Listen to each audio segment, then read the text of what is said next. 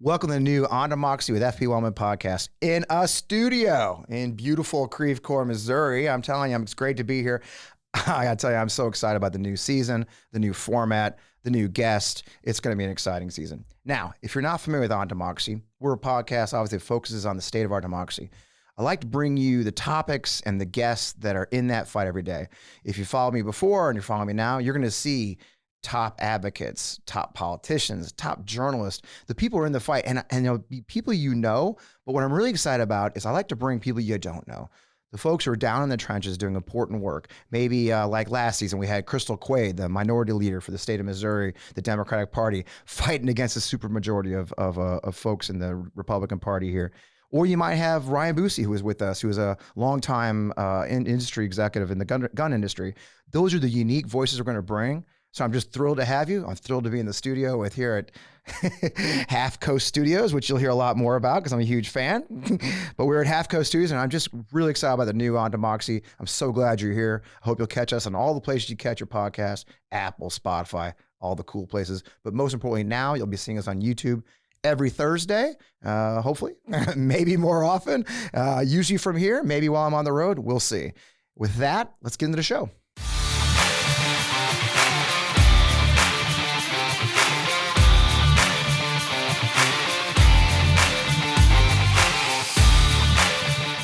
So, man, it's just me this week as we're just kicking off the episode. I will tell you, we got some great guests coming up. I've already got them lined up. Next week, I'm going to talk to my friend Chris Goldsmith, who you may see on Twitter. Chris is in there in the fight, leading a new group, Veterans Fighting Fascism, which I'm part of. You'll hear from him about their fight against Patriot Front. My friend Steve Schmidt has promised to join us, and everybody knows Steve Schmidt. Of course, Alex Vindman, a very good old friend of mine. You may have heard his name somewhere, and a few other folks. So we're going to have a really exciting month of shows. You know, for this first one, Matt, my producer, he'll more about, and I want to just kind of get me in the studio and talk to you about some of the big issues we're dealing with. Man, I got to tell you, though, what a day. On the way here, I had to rewrite the script. Now, if I had a script, I'd rewrite it, but I don't. But if I did have a script, we'd rewrite it. And the big one is, just as I was driving over here from lunch, my friend Jim Laporta, who's a reporter for the AP and a terrific military veteran reporter, the AP just put out a story today that a candidate in Ohio named J.R. Majewski. Now, J.R. you may have seen around. He was just at the event in Ohio with former President Trump and the rest of those guys. J.R. really likes to tout the fact he's an Air Force veteran. He's a combat veteran. He talks about it, that he went to Afghanistan and had some tough times there, sort of, defers on what about his combat experience. Well, as it turns out, the Associated Press does what a lot of people do.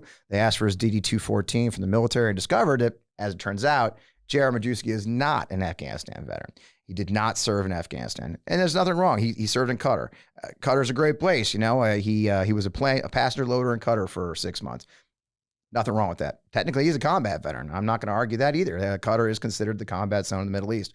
The problem is that JR has been saying he served in Afghanistan. He's been saying over and over, he tells war stories about serving in Afghanistan, how he went 40 days without a shower and how hard it was.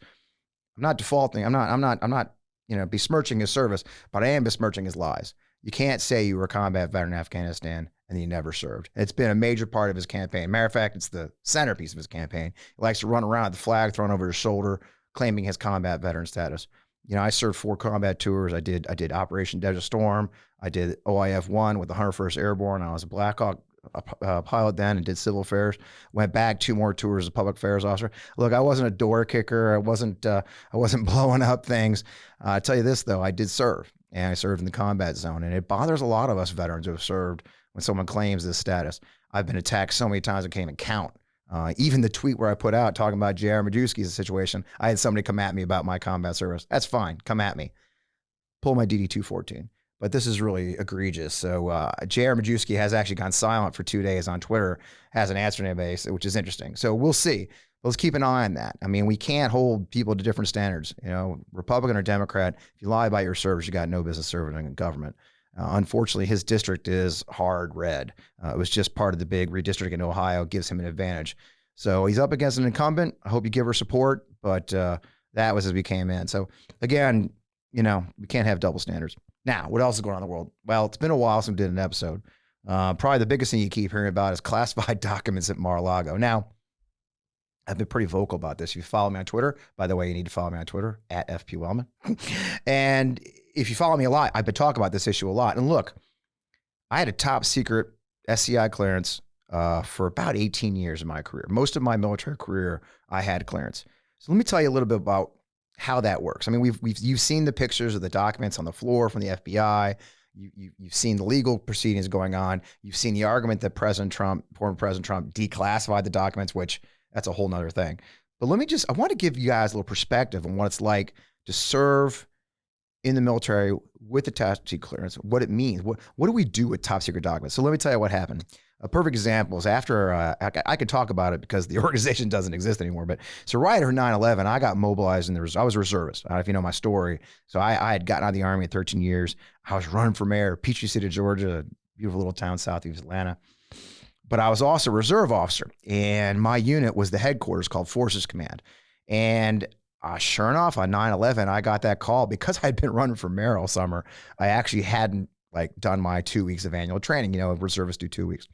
So the first people they called on 9/11 were those reservists who hadn't done their 2 weeks, right? It's the easiest people you can call in. They owe you 2 weeks already. You don't have to worry about big fancy orders. You can just bring them in. So I was called on the night of 9/11.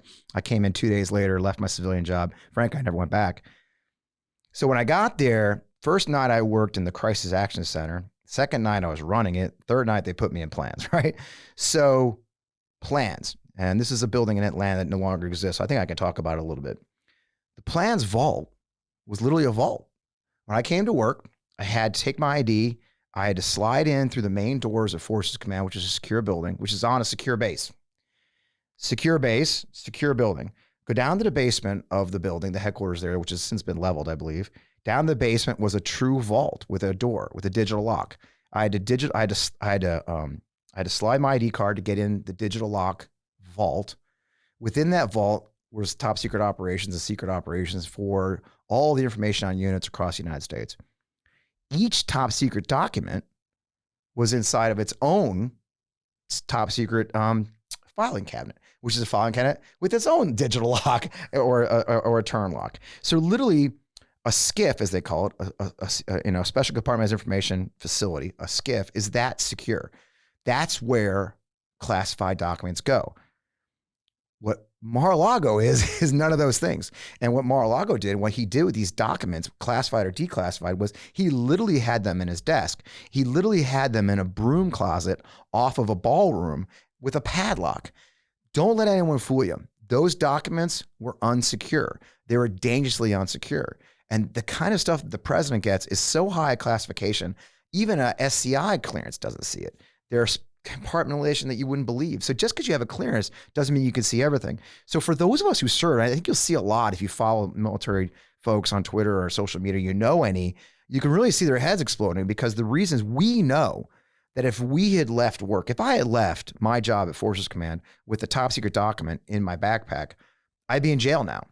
And let's not forget that the young lady who got busted, oh my gosh, her name, but she was busted for I think a 5-page document and she ended up going to jail for 4 years for a 5-page document. And so we really have to think about just how dangerous it is to have hundreds of these pages of documents unsecured in a broom closet at a beach club that has had numerous penetrations, has had numerous foreign agents wandering around, when all it takes to get into it is the cost of admission.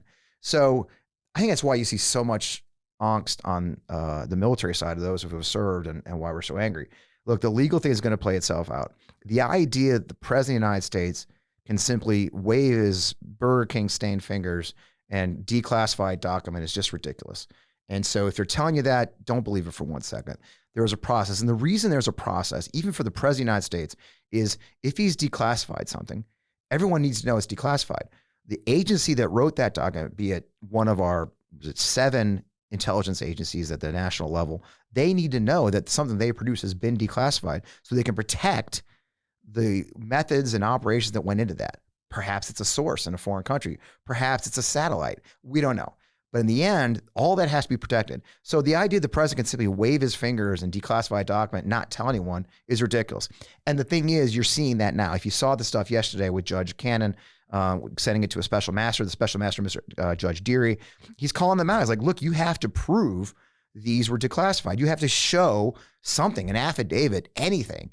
Because Trump's been claiming that he declassified and that like Kash Patel knew.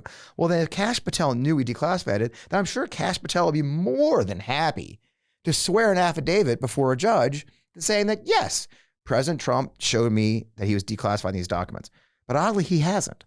And the reason he hasn't, because even Kash Patel knows, he can go to jail for that shit. And so I think as this plays out, this whole idea that he magically declassified these documents is going to show that's not true. Unless someone has got the balls to go forward and swear an oath under penalty of perjury that they actually saw him declassified. So it's an interesting case to follow. I just want you guys to understand why so many of us who served and have clearances are so warped out about it. But keep an eye on that one. The other thing I've been spending a lot of my time being angry about is my friend Ron DeSantis. Also a veteran, as it turns out. So Governor DeSantis of Florida, as you guys I'm sure are following, had his little stunt where he shipped asylees. I don't want to even say immigrant. I don't want to call them illegal immigrants or illegal aliens or any of that stuff.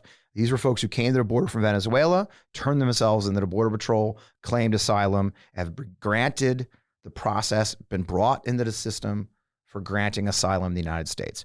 By the way, a system I'm very familiar with because I brought my interpreter's widow and his 2 children over from Iraq when he was murdered in 2004, and we brought them to the United States in 2005 as asylees. So it's a system. There's a process. And when they're granted the process, when they're granted, not necessarily granted asylum yet, but when they're brought into the system, they are here legally. So let's just throw that out right now at the idea these 50 people were illegals. They were not. They were here legally. That's part one. Part two, DeSantis got permission from his own legislature, a Republican rubber stamp legislature.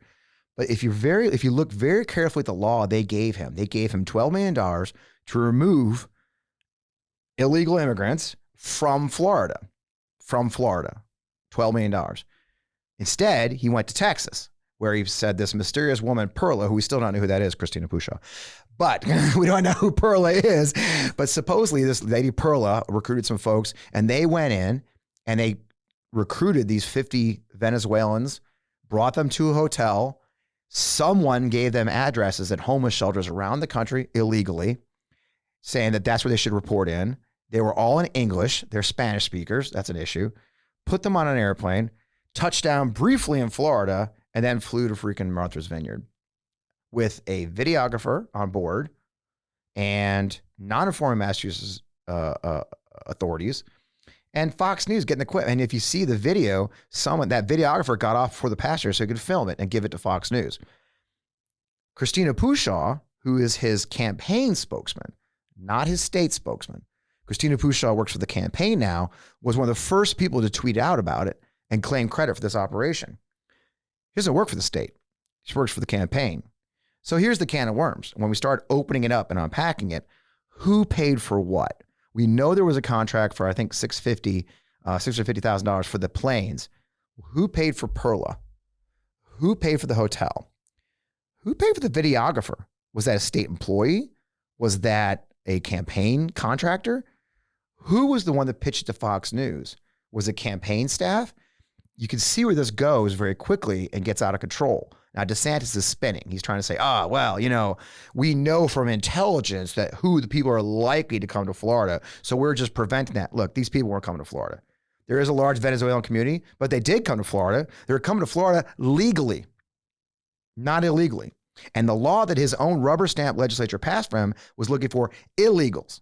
So, look, he's lying. Let's not split hairs here. The man's lying. And there's a lot of questions. And it's good to see Daniel Uhlfelder, I believe that's his name, the lawyer there, who's doing a lot of the hard work. There's a lot of good folks on the ground. Ron Filikowski is a friend of mine. I really like Ron. They're holding him accountable, but you've really got to look hard at the layers of this. Don't believe the gaslighting, okay? Don't believe the spin. What's happened is probably illegal in various ways. Look, I don't know if it was kidnapping like some people are claiming. I'm not a lawyer. I don't even play one on TV. But I do know that there's probably violations of FEC regulations.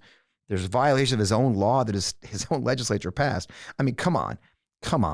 They're from Texas. Touching down in Florida doesn't make them from Florida. I can't even believe, as much as the Republican Party has fell so very deeply in the thrall of, let's call it fascism, that even Republican legislators who passed this bill, they must take pause, that they gave the governor a lot of leeway and he blew right through it. So we'll see. We'll see if the Florida legislature actually does some oversight. I'm hopeful that the Florida media will hold him accountable. DeSantis is pretty slick, but you know what? He's no Donald Trump. He ain't that slick. And he probably broke some laws. And as you saw, there's a class action lawsuit being filed. I mean, just take a second to think about it.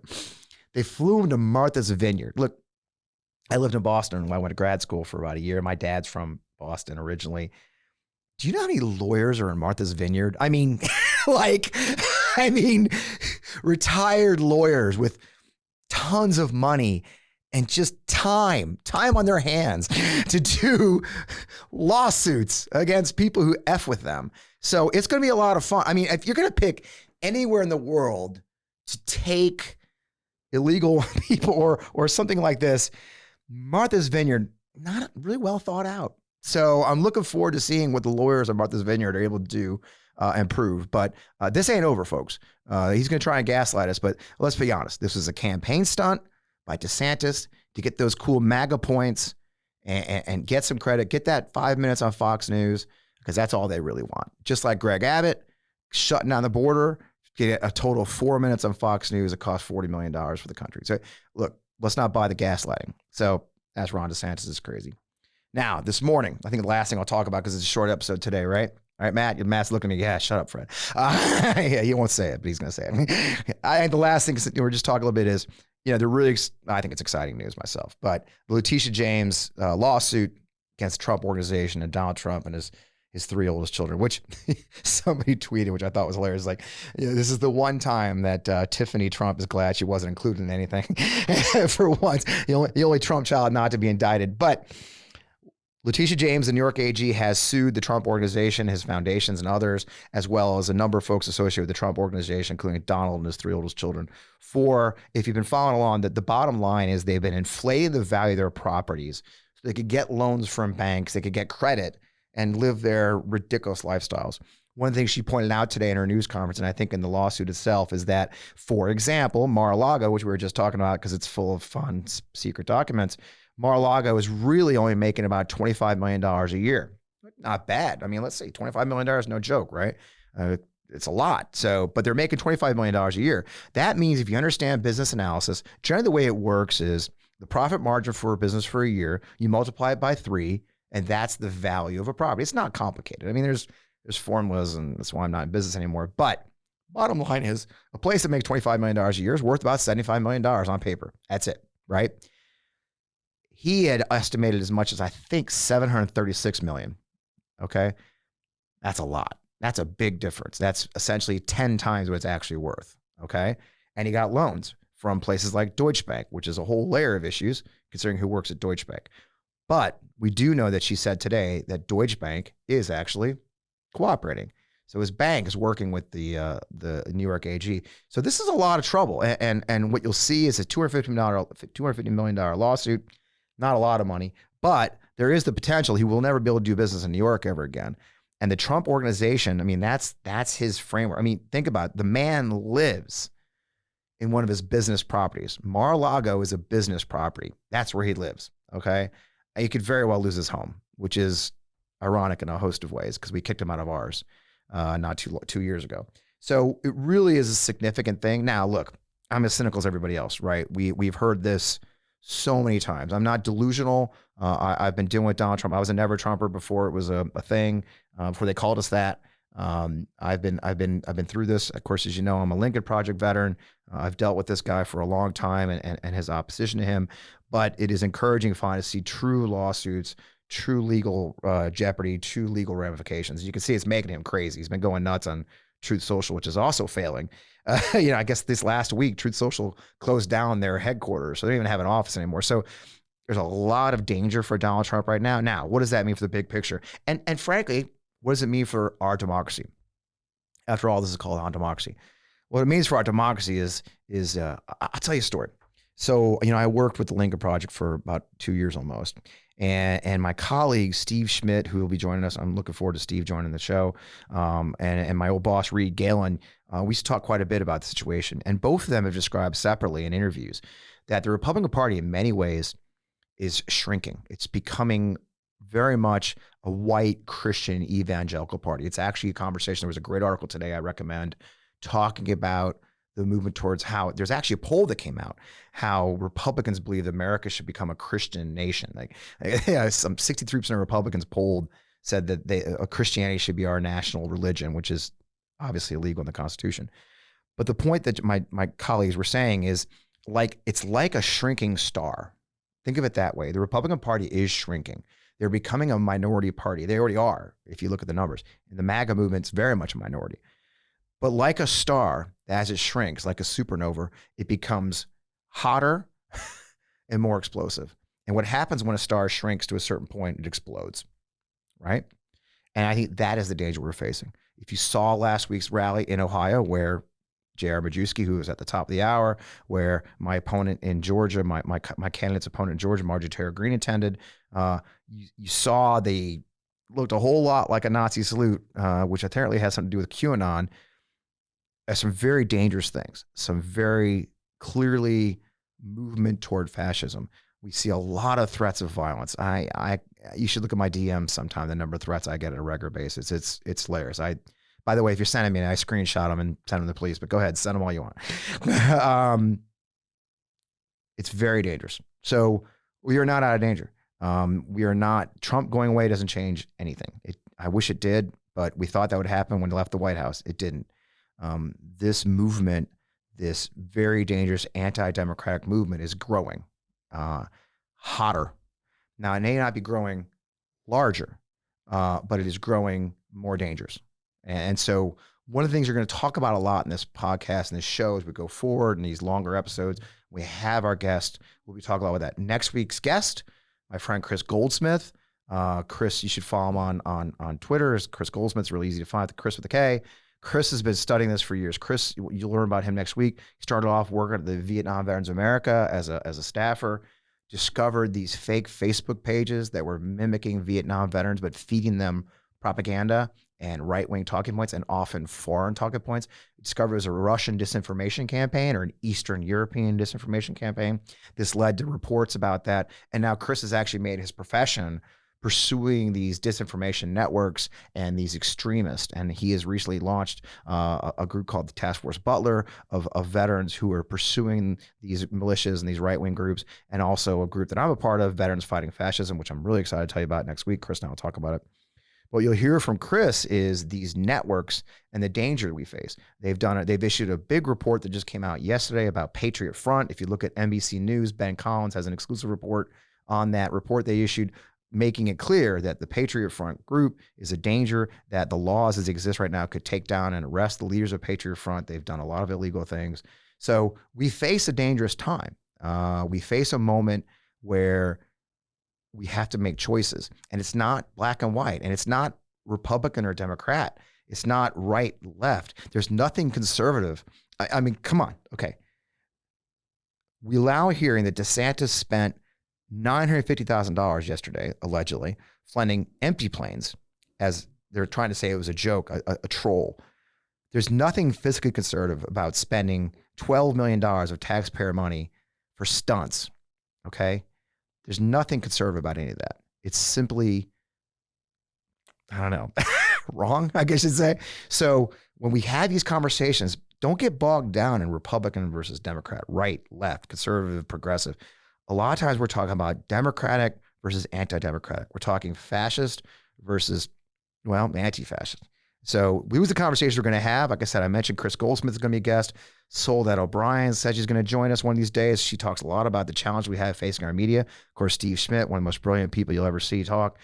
All the folks you're going to see a lot of. So we got a lot of cool stuff coming. I hope you enjoyed this short episode today. Hope you'll tell your friends. You need to subscribe on our YouTube channel. I really need you to do that. Otherwise, we're just wasting our time and yelling in the. I need you to subscribe to our Twitter feed for the show, which is On Democracy Pod on Twitter, at On Democracy Pod. Of course, I'm at FPWellman on Twitter and, well, frankly, everywhere. I got a Facebook page that you never touch. I got an Instagram page with pictures of me doing this. We would just love to have you participate in this conversation. Send me your questions on Twitter. Send me your questions on DM. I'm happy to answer those questions. Matter of fact, I should answer one, right? Let's do that properly. Somebody asked me today. It was a great question. She asked, before I let you go, I have to answer. I apologize. How do you deal with anger fatigue? Right? Because it just seems like every day there's a new anger. And of course, I live this every day in my work, both as a political consultant, as an advocate. And I got to tell you, it's hard, right? We're all getting stressed out. I used to have a big brown beard 2 years ago, but not anymore. So I can tell you, it is challenging. I think if you follow me, I walk a lot, right? I walk a minimum of 3 miles a day, every day. And I'm not kidding you. I'm more than happy to tell you the truth. I came to this studio for my therapy session. So, get therapy. But that is part of my life. I've made my mental health and my physical health a part of my life for me to maintain this. I should plug it. So on October 7th, the Lincoln Project documentary premieres on Showtime. Shot by my friend Fisher Stevens and Amir Kareem, all award-winning guys. The guy that did Tiger King. It's going to be great. So the guy that did the Tiger King is doing a documentary that I'm in. And you'll see he joined us in Park City, where we gathered the Lincoln Project staff for the last 2 months of the campaign. I was a little late to it. I actually didn't join that because I was late to the Lincoln Project. I only joined in August of 2020, long after they had formed. I was one of the latest people. Actually, I was one of the last people to join the campaign, frankly, to run our veterans campaign. And what you'll see in the documentary is our lives behind the scenes. You'll see me, I don't know when I'll show up, maybe episode 2 or 3, who knows. Fisher says I don't look terrible. I'll take his word for it. So you'll see that. So October 7th on Showtime, watch that. But you'll see that I think they actually followed me on one of my hikes. I actually I hiked every day in Park City. I did my work with the Lincoln Project, and I would take a hike up in the mountains every day in Park City, Utah, to maintain my mental health and keep my balance and make sure I didn't lose my stuff. And I really tried to avoid alcohol because it's no good. So answer your question, how do I manage my anger fatigue? I keep going. You take care of yourself, you go out, you hike, you surround yourself with good people, you have a good laugh, but we're in a long-term fight. As my colleagues mentioned that before, I segue back to it, this is going to get harder. Our opponents, the folks who want to take down our democracy, are more open about it. They're more loud. They know they're losing. And when an opponent is losing, they're more dangerous. And so we face some very challenging times ahead of us. But having said that, on a positive note, thanks for joining us. Matt, thanks for keeping me straight. Hopefully you make me look good. We'll see. It's a challenge for anybody. We're here in the home studio with all of our stuff. I just look forward to joining you again. So thanks for joining that podcast. Again, follow us at On Democracy Pod on Twitter and everywhere else. Have a great day.